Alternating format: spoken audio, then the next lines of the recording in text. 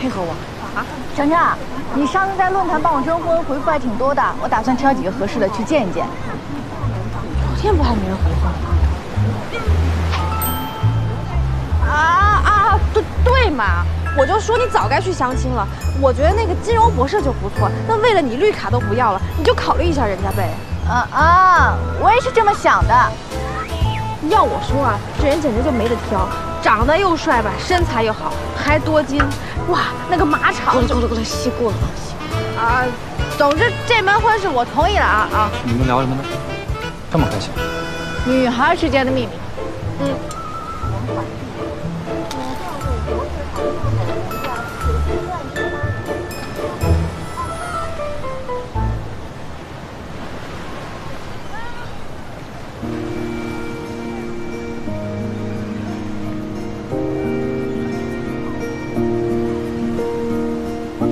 不是你这是放啊！你等风来然后放，3、2。没有你这样放的。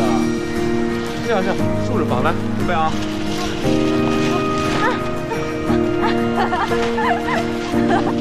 你要这样拽他。哎呀，舒坦呐！说咱俩多久没一起放过假了？好长时间了。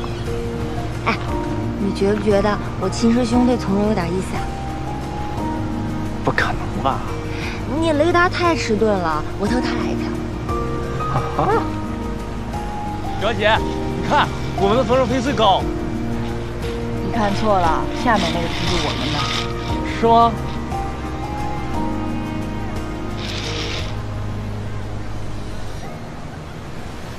哎，1225真不是盖的，放行给月刀还是这么合拍。我觉得咱们也没什么赢面了，我去帐篷里睡会儿。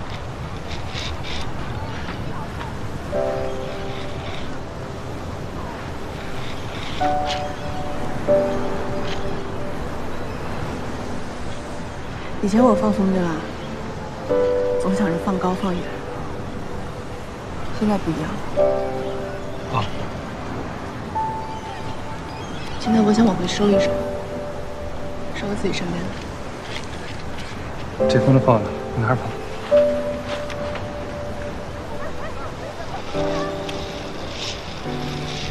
你真要去相亲？对啊，我也老大不小了。温医生如果有合适的人选，也可以介绍给我。那丛律师有什么具体要求？拿我做参考怎么样？外形上来说，您这样还凑合。那经济条件呢？没有马场的行不行？这方面我没有硬性要求，我更看重内在。说来听听。要简单一点，专一一点，最好人缘不要过分好，遍地都是红颜知己。